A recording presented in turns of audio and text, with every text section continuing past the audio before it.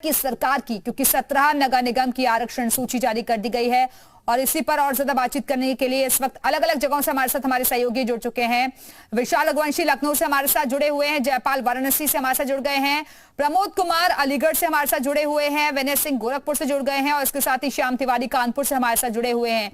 लेकिन सबसे पहले विशाल के पास चलते हैं। विशाल, क्योंकि लंबा इंतजार रहा था कि किस तरीके से व्यवस्था रहेगी आरक्षण की, और अब ये पूरी लिस्ट सामने आ चुकी है। 17 नगर निगम की आरक्षण सूची, किस तरीके से ओवरऑल इसे हम देखें?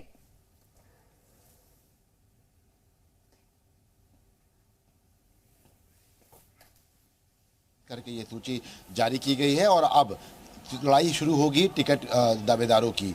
चूंकि तमाम जगहों पर जो आरक्षण की जो सूची है वो जारी कर दी गई है, तो ऐसे में जहां जहां पर अनारक्षित है वहां तो कोई दिक्कत नहीं है, लेकिन जहां पर आरक्षित किया गया है वहां पर दावेदारों को लेकर एक बार फिर से मंथन करना पड़ेगा और नए सिरे से पार्टियों को अब जो है तमाम। क्या आप मुद्रा लोन के लिए दर्जनों बैंक जाकर थक चुके हैं? आसानी से 10 लाख मुद्रा लोन कैसे प्राप्त करें सीखना है तो फ्रीडम ऐप को अभी डाउनलोड करें।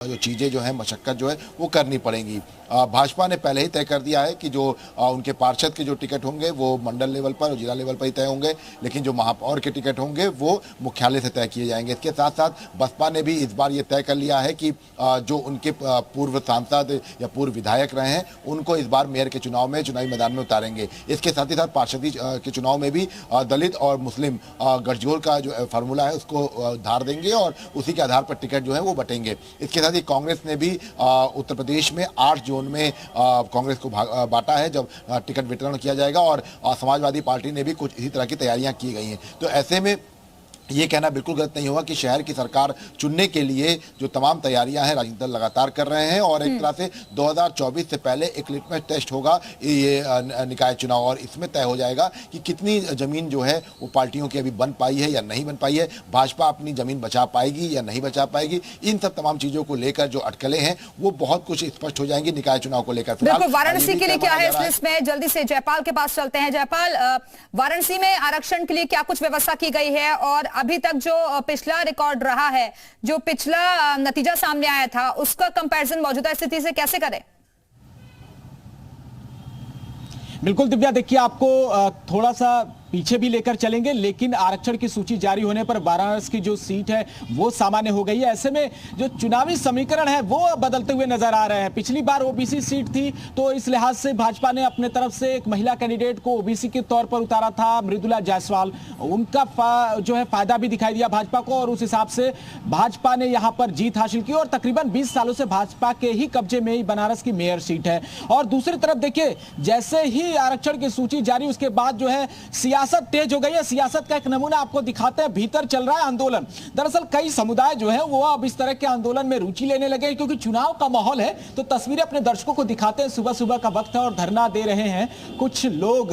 इसमें किन्नर समुदाय के लोग भी शामिल हैं और तमाम जो 80 घाट की तरफ के लोग हैं जो यहां पर बैठे हुए अपनी समस्याओं को लेकर। दरअसल बात यही है कि अब शहर के सरकार की कामों की समीक्षा होनी है। ऐसे में काम हुआ नहीं तो लोग धरने पर बैठे हैं। बातचीत करते हैं थोड़ा सा। ये बताइए कि आप लोग अब आपने ऐलान भी कर दिया है कि किन्नर समुदाय से मेयर के पद के उम्मीदवार भी होंगे, इस लिहाज से आप लोग बैठे भी हैं। ये महज राजनीति है या फिर सही में मुद्दों की बात? देखिए, ये राजनीति नहीं है और हमने तो अभी ऐलान किया है, मगर हम तो काफ़ी साल से ही समाज सेवा करते हैं और इन गरीबों के लिए लड़ रहे हैं। इनके पिछले हफ्ते से ही इनकी दुकानों को बंद कर दिया गया, इनकी दुकानों को हटा दिया गया, इनको बेरोजगार कर दिया गया है। माननीय प्रधानमंत्री संसदीय क्षेत्र में यह ऐलान हुआ है कि गरीबों के मसीहा हैं प्रधानमंत्री और मुख्यमंत्री योगी आदित्यनाथ जी, और गरीबों के लिए वो बहुत योजना बना रहे हैं कि आज इन्हीं के नगर निगम के अधिकारी और यहाँ के लोग ही आज इनकी दुकानें हटा दें। इनको बेरोजगार के छोटे छोटे बच्चे हैं बेरोजगार हो चुके हैं, और हाउस टैक्स देना, बिजली टैक्स देना, इसी रोजगार से तो देंगे। अच्छा ये बताइए, चुनाव का वक्त आ गया है, ऐसे में आप लोग यहाँ पे धरने पे बैठे हैं, अब तो पार्षद आपके द्वार द्वार आएंगे वोट मांगने, तो उससे समस्या बता ही सकती? तो पार्षद लोग सुनते कहाँ हैं? वो बस वोट लेने के लिए आते हैं, वोट लेने के बाद तो वो दिखाई भी नहीं देते। जनता परेशान रहे, चाहे वो मर जाए चाहे कुछ भी हो जाए। काम हुआ है कि नहीं उस हिसाब से? उस हिसाब से कोई काम नहीं किया गया ना। तो इस बार किसकी सरकार हो? इस बार किन्नर समाज अगर खड़ा हो रहा है तो बहुत गर्व की बात है कि वो मेयर और सभासद के पद पे लड़ रहे हैं, तो अच्छी बात है वो लड़े। क्या वाकई केवल बातों में दम लग रहा है या वाकई में वोट आपको लग रहा है मिलेगा? नहीं नहीं, अरे बधाई, और उन्हीं से तो चलता है हमारा घर का चूल्हा जलता है। कोई 1-1 रुपया देते तो हमारी जिंदगी चलती है, हम पेट भरते हैं। जब वो पैसे हमको देते हैं, हमको निछावर देते हैं, तो उसी निछावर से हमको वोट भी देंगे हमारे किन्नर समुदाय को। दिव्या, ये जो है यही सोच है किन्नर समाज को और इसी वजह से यहाँ पर दावा ठोका गया है। क्या आप मुद्रा लोन के लिए दर्जनों बैंक जाकर थक चुके हैं? आसानी से 10 लाख मुद्रा लोन कैसे प्राप्त करें सीखना है तो फ्रीडम ऐप को अभी डाउनलोड करें।